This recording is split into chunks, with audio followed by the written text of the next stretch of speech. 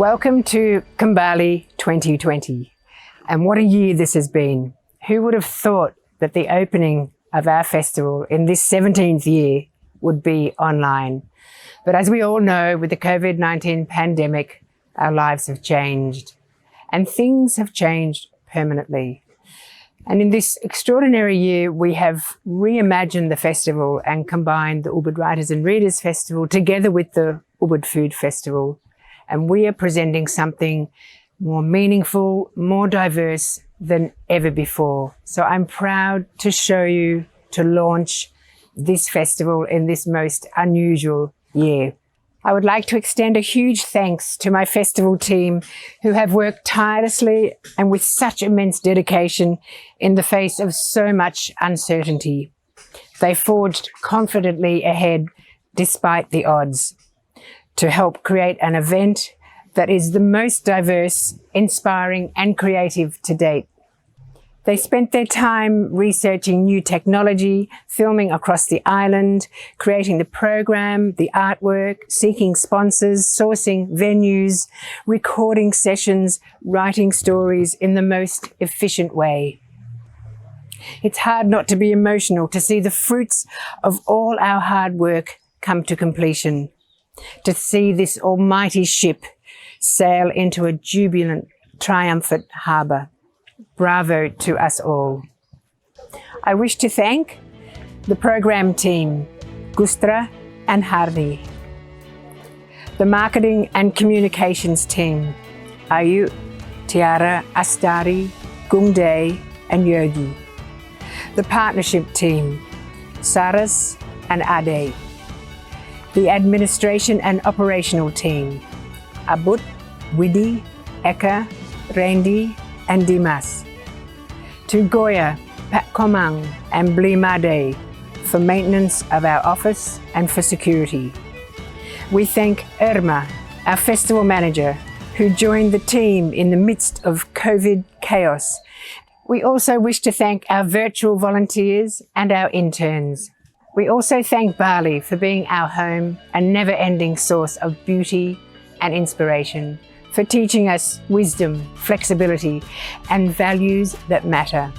We are the sum of many parts, and without the team, the volunteers, interns, sponsors, artists, performers, musicians, and local community, KEMBALI 2020 would simply not exist. Finally, a huge thanks to my husband Ketut, who leads the foundation, and my children, Dewi, Krishna, Lakshmi, and Arjuna, as well as Eka Tumewu, for their never-ending support and advice. In the meantime, please enjoy the magic of KEMBALI 2020. We are bringing Bali back to you with the most diverse, creative, exciting program, and we look forward to seeing you once again in 2021, back in Ubud, where we all belong. Terima kasih. Om Swastiastu, Assalamualaikum warahmatullahi wabarakatuh. Salam sejahtera bagi kita semua. Salam nama budaya. Selamat bergabung dan menikmati Sister Festival Ubud Writers and Readers Festival tahun 2020 dengan tema Kembali.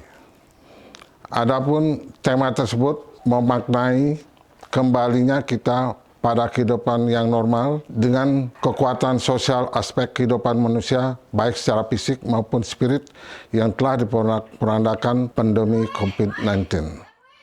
Melalui KEMBALI 2020, Rebuild Bali Festival ini, semoga kita mendapatkan inspirasi dari para pembicara festival melalui karya-karya mereka dalam diskusi dan lokakarya.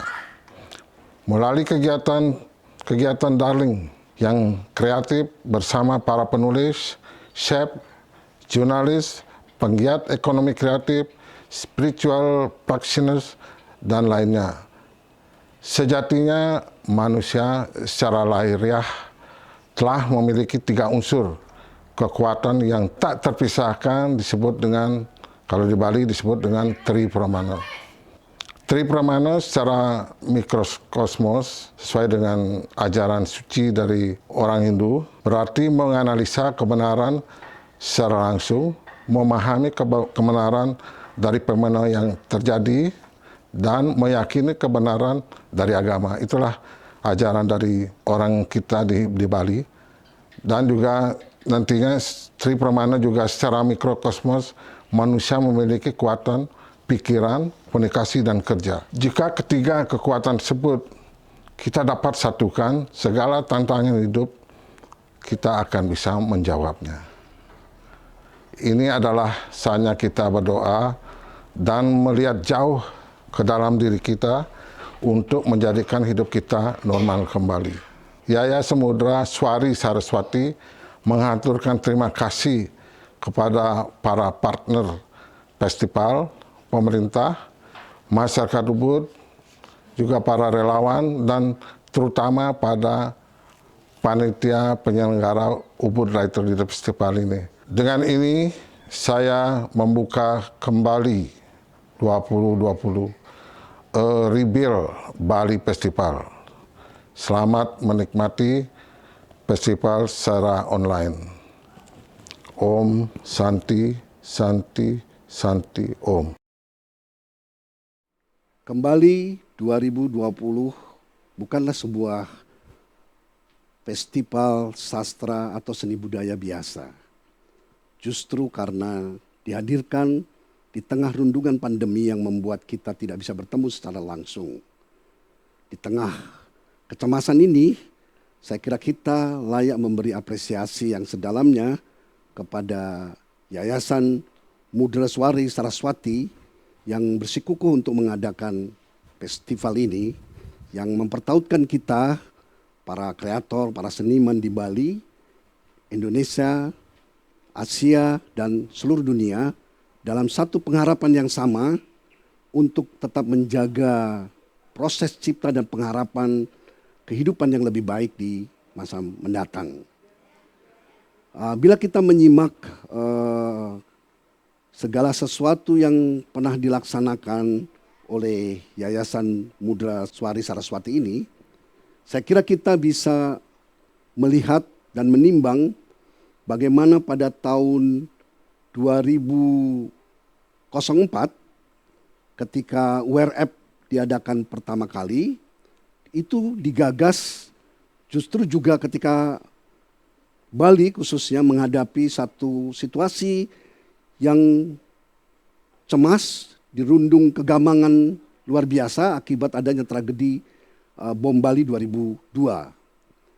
Dengan kilas balik itu kita bisa menimbang dan meyakini bahwa peristiwa festival seni sastra budaya ini adalah upaya kita untuk membangun solidaritas, toleransi, dan kebersamaan. Dan jika kita menyimak tema-tema UWRF pada tahun-tahun sebelumnya, semangat dasarnya adalah sama. Bagaimana kita melalui seni budaya dan sastra membangun satu toleransi, solidaritas, penghormatan akan keberagaman, menjunjung kemanusiaan sambil menegaskan bahwa sesungguhnya kita sama, insan manusia.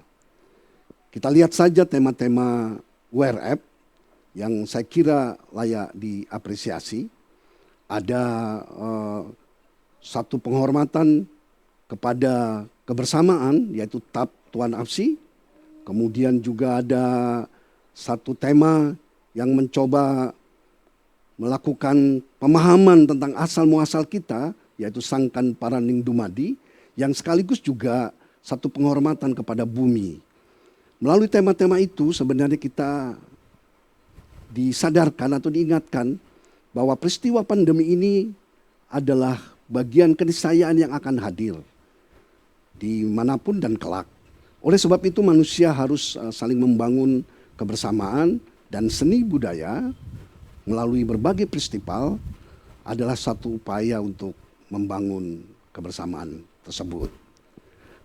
Saya pribadi sebagai pemerhati, sebagai seniman yang sempat diundang, sebagai kurator yang pernah juga menyeleksi para seniman muda yang mengikuti UWRF, ada satu program yang saya kira sangat penting. Di samping kita di dalam satu peralatan festival mengundang para pesohor untuk hadir, tapi juga bagaimana menemukan seniman-seniman muda yang belum mendapat informasi, yang belum mendapat apresiasi karena tinggal di daerah yang sangat jauh, yang tidak mudah dan tidak mendapat akses dari komunikasi. Nah, UWRF bagian dari yang didedikasikan oleh Yayasan Mudra Swari Saraswati itu melalui program emerging richness-nya, saya kira layak diapresiasi. Saya sebagai salah satu kurator bersama Ibu Lela Kodori, bersama Putu Pajar Artha, bersama Mas Seno Gumira Aji Dharma, sejak tahun 2017 hingga 2019 memilih para pendatang baru, tapi sesungguhnya mereka sudah mencipta amat serius. Maka siapa duga di daerah misalnya Pariaman, Sumatera Barat, ada seorang Andre Septiawan. Di Aceh, di daerah terpencil, ada seorang novelis cerpenis yang bagus, Reni Nuryanti. Kemudian ada di daerah Bone, Darmati Majid. Kemudian ada di Ambon seorang penulis yang karya-karyanya juga menjanjikan dan cemerlang, Morika Telelafavta. Kemudian ada yang dari Kupang, ada IBS Palau Goy dari Makassar, dan Ade Ubaidil dari Cilegon.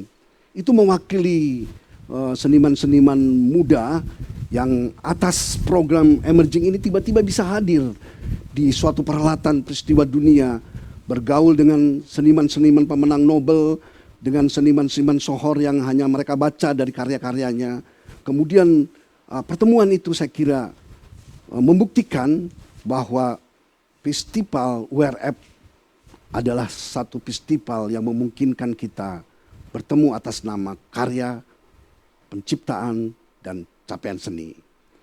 Oleh sebab itu kita berharap ke depan pada tahun 2021 nanti UWRF akan terlaksana sebagaimana tema yang telah ditetapkan untuk tahun 2020 adalah mulat sarira, maka momen sekarang ini adalah momen kita merenungi diri untuk memahami bahwa seni, budaya, dan sastra bukanlah semata-mata untuk mengekspresikan keindahan, tapi adalah sebuah seruan kesadaran bahwa pada hakikatnya kita adalah manusia yang harus menjaga martabat kemanusiaannya melalui keindahan. Sekali lagi terima kasih kepada Yayasan Mudra Swari Saraswati, terima kasih kepada Ibu Janet dan seluruh tim panitia yang bekerja siang malam untuk menghadirkan peristiwa seni budaya yang bukan biasa, Kembali 2020.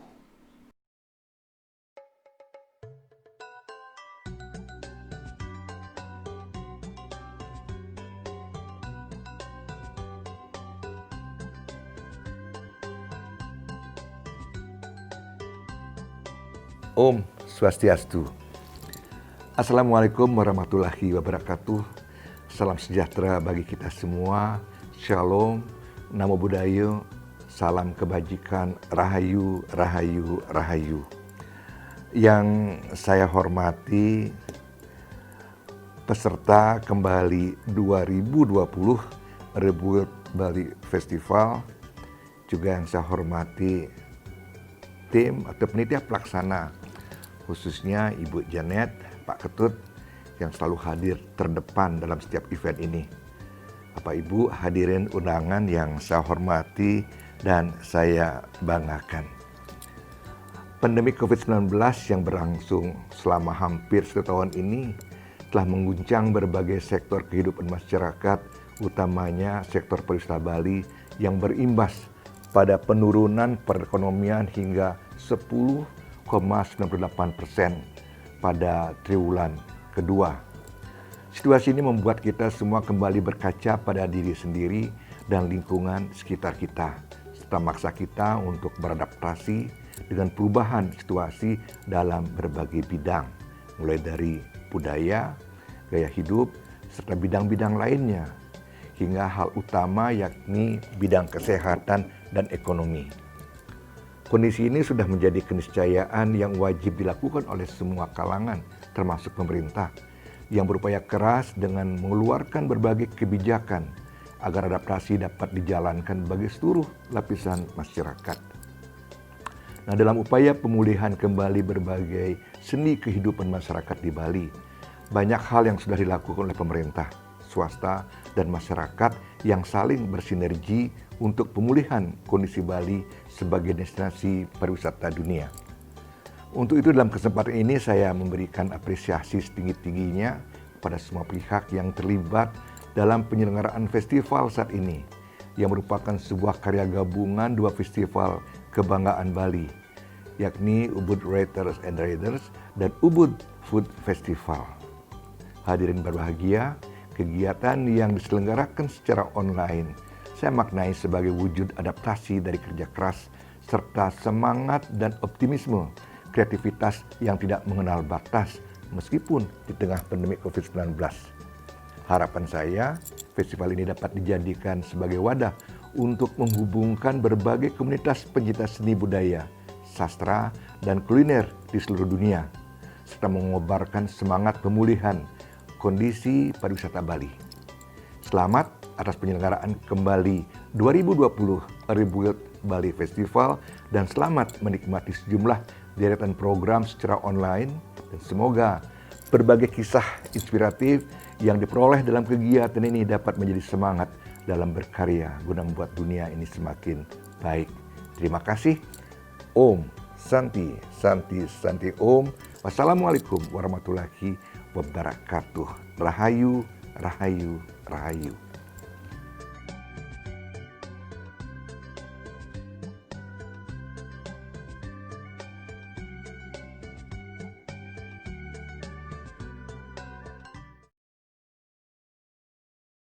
Selamat malam, I'm Gary Quinlan, the Australian Ambassador to Indonesia, and it's a great honour to join you all tonight to participate in KEMBALI 2020, a unique event at a unique time in our history, and an event which is bringing together a translucent group of people from the creative communities, the creative arts, from literature, film, design, journalism, and from the culinary world.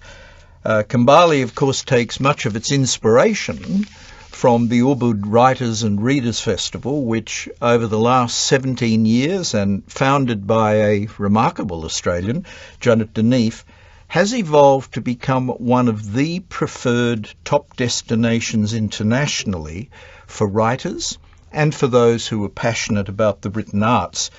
I attended the Writers and Readers Festival last year for the first time, and I had intended to participate and attend the whole of the festival this year, but COVID and the pandemic intervened. COVID, of course, has disrupted all our lives. It's the greatest disruption to our countries, our communities, our societies, and our personal lives since World War II, and governments, businesses, universities, schools, all of our community institutions, the institutions which make us cohere as societies, all of us have been immensely challenged, and so much of our public life has been stopped. And the arts community in every country has been badly affected. And yet this is the very time when the arts community and the arts themselves are even more important than they normally are. COVID has created a world where our countries, our societies, even individuals, personally, all of us have instinctively turned inwards as we sought to protect our communities, our families, our societies, our economies. But the need actually to get out of the pandemic, to resist it, to defeat the virus and rebuild our lives means that we need to cooperate more and look outward. We need greater interaction, greater exchange, and greater cooperation between countries and communities in that effort. KEMBALI 2020 is precisely about that kind of thing. Its virtual playground, unique, new, imaginative, innovative, is itself a testament to the fact that we can mount a response to the pandemic, that we can get over the challenge and find new ways to do things, and to do them in a way which prospectively, of course, is going to have great benefit for all of us. The KEMBALI, the way it's being done, draws, of course, on the tremendous resilience and ingenuity for which Bali itself is famous. KEMBALI, of course, is bigger than just, say, Australia and Bali, but I must note that as Australian ambassador, I have to say, I have to recognise how unique Bali itself is for millions of Australians who visit every year. Indonesia is the second favourite destination overseas for Australian travellers every year, and Bali itself is the most visited. COVID has closed both our borders at the moment, but Australians, I assure you, all of us, look forward to returning to Bali. Indonesia and Australia, of course, live next door to each other. We have different histories, different cultural backgrounds, but those differences should make us even more interesting to each other. The younger generations have been leading the way in transforming our relationship as two neighbours through education in each other's countries and learning more about each other and learning more to position ourselves for a much more successful future between both of us. We mustn't let COVID-19 reverse that. Our two economies will, over the next decade, become more integrated through the historic Comprehensive Economic Partnership, which came into force 3 months ago in the middle of the COVID crisis. Politically, our two governments have never been closer. Our leaders and ministers know each other well, and they've been talking frequently to each other during the pandemic to keep each other informed, but more importantly, to align the efforts of both our governments to mobilise other people in our region and globally for a more effective response globally by all countries to the pandemic crisis, because frankly there has been a lack of global leadership during the pandemic. Both Australia and Indonesia have recognised that fact, and more than recognised, both of us are trying to stand in and help fill that gap with each other, and taking a much more resilient message to other countries, particularly in our own region, about the kind of response, really active response, we need to overcome this crisis and prepare for a stronger future as we want, as we need, and as we will get. That's the important thing. So let me conclude by thanking those who brought the festival to the world. It's not a festival just about revitalising, rebuilding Bali. It's actually a festival about helping to rebuild all of us, all our lives, all our communities in this very difficult time. Nourishment, of course, is essential to human survival.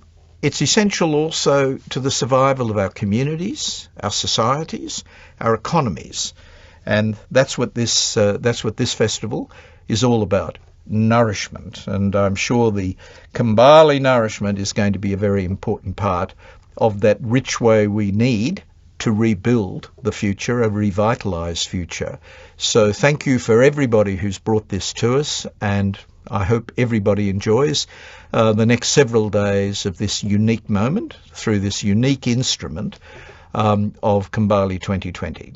Terima kasih.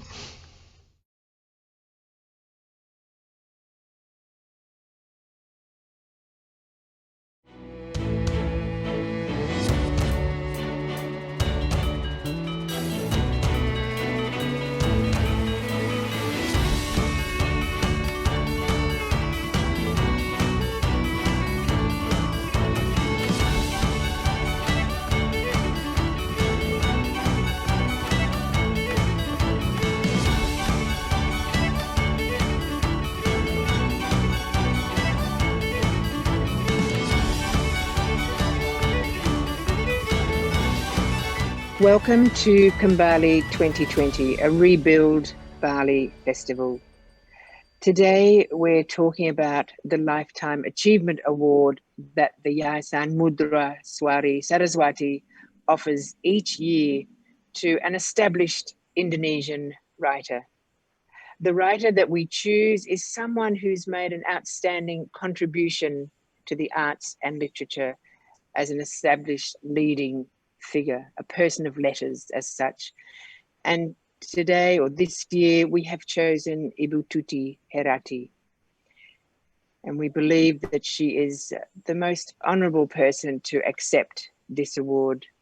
But first, let me tell you a bit about her achievements, her extraordinary achievements. Ibu Toeti Heraty was born in Bandung in 1933 from an academic family, or into an academic family. She pursued medicine from 1951 to 1955, and then took an advanced degree in psychology in 1962. From there she went to Leiden University in the Netherlands and took a degree in philosophy. And from there, she completed her doctorate in philosophy in the University of Indonesia in 1979. But it was her love of the arts and literature that in the end became paramount to her. She is a poet, a philosopher, an art historian, and a human rights activist. But she began to write poetry as a college student, and from 1966 was writing for literary journals and publications. She has been named the only woman amongst the leading contemporary poets of Indonesia, and is considered the first generation of Indonesian feminist thinkers. She has written on Indonesian women, the issues that concern them, and life in a patriarchal society. She's involved in many cultural organizations, and again, her immense love of culture can be seen in everything she does. Her work reflects on the stance of feminism, and her poetry is powerful, moving, and for me, quite extraordinary. So today we're honored and very proud to offer Ibu Toeti Heraty the Lifetime Achievement Award from the Yayasan Mudra Swari Saraswati.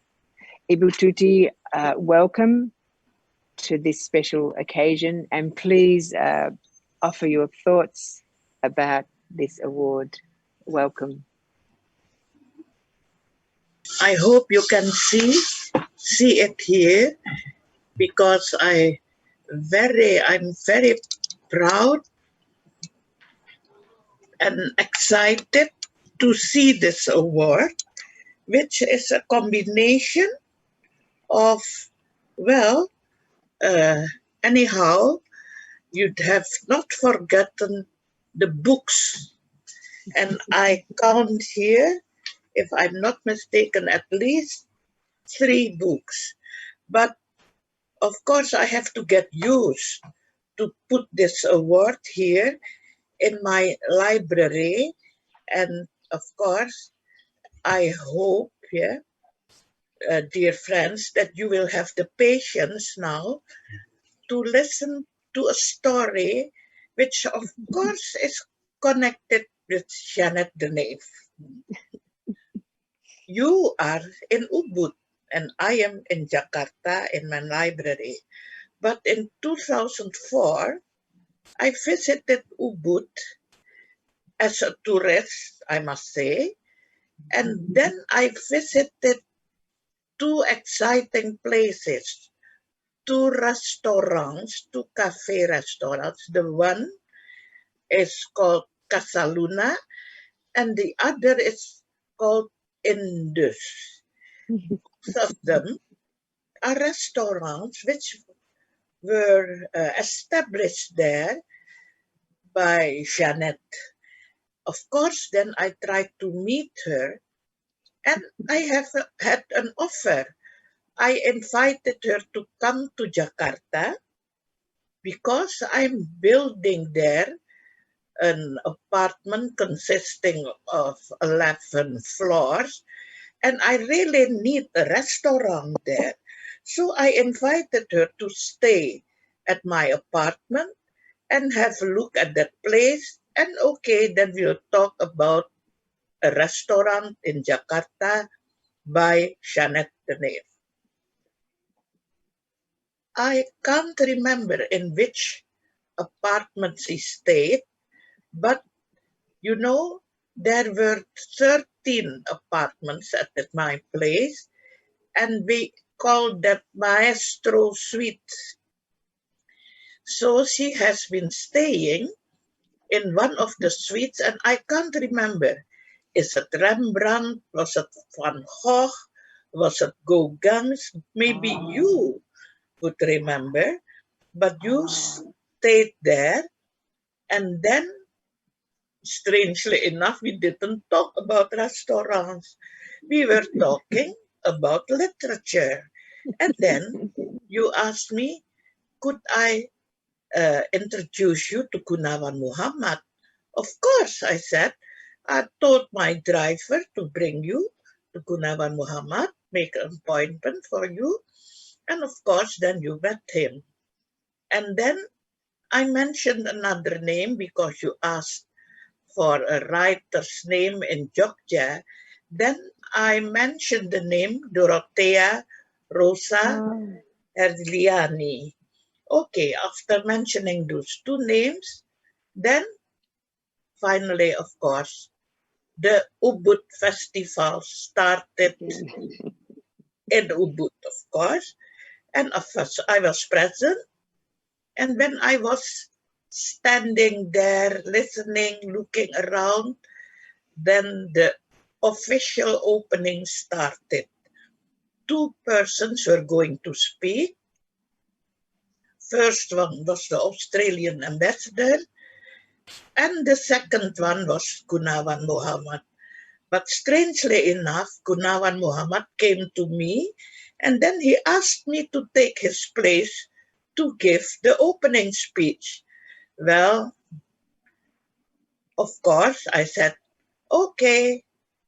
After some hesitation, I'll gladly do it. And that was the opening of Ubud Festival. For me, I have to get used to the name Yayasan Mudra Swari Saraswati. For me, it's so much easier to mention just the Ubud Festival. And 2 years later, I came to this Ubud Festival, and then at that occasion, I launched a book of mine.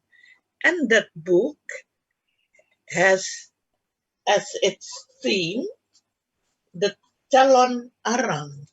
And the Calon Arang actually is the name of a well-known evil witch in Bali. But I have my own version of the story, because for me, Calon is Arang. You know, I wrote about it as the story of a woman sacrificed to patriarchy. Well, and I think very many people have already written about Calon Orang, but in my version then, I had a few, of course, feminine touches, feministic touches, not feminine, but feministic, yeah?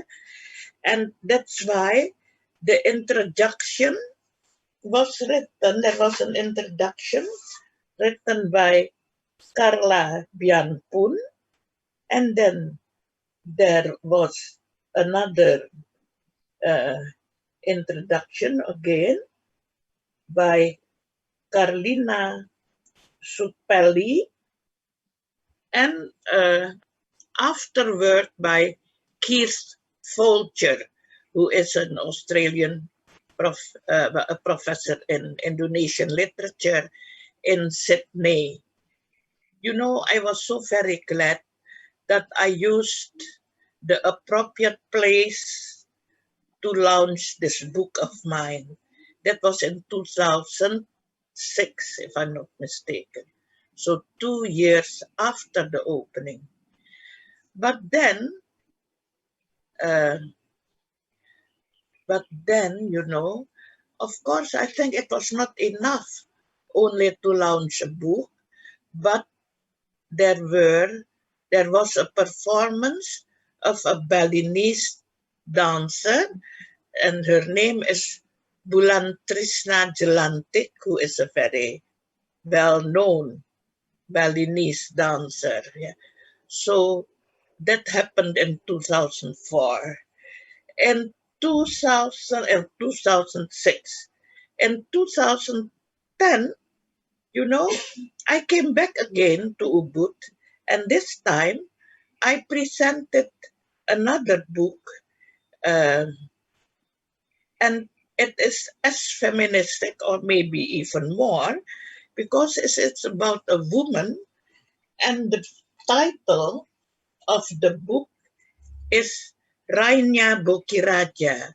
Rainha in Portuguese means queen, and Bokiraja, those are titles for a queen at the Sultanate of Ternate. And what is so very special about her to remember, that in the year 1530, you know, she and her people were at that time, because her 3 children were taken in the Portuguese fortress, so she surrounded the fortress with her people. And there was a battle, of course, but she won. And I think that is extraordinary. I've seen a movie about another woman who tried, of course, to fight colonialism, the Dutch colonialism in Aceh. And the movie is, you know, maybe the name Cut Nyak Din. Yeah? She is a heroine, and she fought against the Dutch, but she lost. And then she was captured by the Dutch and exiled to West Java. But in this case, in the 16th century, Bokiraja, she won the battle. The governor was even killed during this battle. But very strange, the Portuguese didn't mention to Goa, where there is an official representing the Portuguese queen, Portuguese king. They never mentioned that they lost the battle and that the opponent was a woman. It was never mentioned. And later, it's very tragic, she was forgotten by her country and by her people. But why? Because she became a Catholic. But I'm not surprised to become a Catholic, to change her religion, because her life was so very tragic. She was a girl of 15, the daughter of the king of Tidore, and she had to marry the king of the Sultan of Ternate. She was 15 and the king was 50 years old. But it is because Tidore lost the war against Ternate. But of course, what we should look at is the whole context of politics. the rivalry between Tidore and Ternate. And the context is the rivalry between two big countries at that time, between Spain and Portugal. And do you know that the rivalry was, of course, about to look for and to find spices. And finally, the rivalry, you know, this conflict has been solved in a way, by very special way, by the Pope, by a Pope called Alexander VI, because he was the one who decided that the earth should be divided in two. And from their place, when you go to the east, then that is the region, when you go to the east, that is the region for the Portuguese. And we go to the west, that is the region for Spain. As easy as that, they divided the world in two. But then with a special mission to find spices and to Christianize. How do you call that if you want to have people to change their religion? Anyhow, they should have the same mission as well. Well, that happened in the 15th century. But her life was very tragic. It started with the marriage. She had 3 sons. Her 3 sons were all of 3 sultans. They were all murdered by poison. And later she was exiled to India, came back as the queen again. But then because she had no children left, they were poisoned. Then the sultanate, the kingdom, was taken away from her by her stepson. So she lived in the midst of intrigue and conflicts. And at that time, intrigue and conflicts were solved by war or marriage or poison. But she has a very tragic life, and finally she became Catholic. She went with her stepdaughter, who had a Portuguese husband, for the second time to Goa, and there she passed away, I think, in a nunnery. And she was baptized by, what is his name again? Franciscus Xaverius. She was baptized by him, and he was the one to request, you know, for an allowance for her in India in accordance to the dignity of an ex-queen. Well, that is the story, and I'm glad to tell you that I have an MOU signed with the PFN, which is Perusahaan Film Negara. They're going to make a movie out of this book of mine. You will all be invited when the movie is finished, yeah? And that's it. But we haven't started yet, you know. It's so difficult with this COVID. And that is where I now want to end my talk, my so-called speech then. I am very, very, I feel so honored, and I don't really feel that I deserve it, that I get this award for lifetime achievement. But maybe for lifetime achievement, because I achieved the age of 87. That is an achievement, I think. But so, Janet, I thank you very much. You look beautiful in your kabaya, while I'm only wearing a batik, you know, but it is a batik anyhow. And hopefully next year I can go to Ubud. I really haven't been to Bali for almost a year. And thank you again. Thank you again. Thank you so much, Ibu. Well, we're very proud to offer you this award from the festival. And as you say, it's a lifetime achievement award for your extraordinary body of work and for your 87 years. It doesn't mean that you will not continue to achieve. You can see that you're still prolific.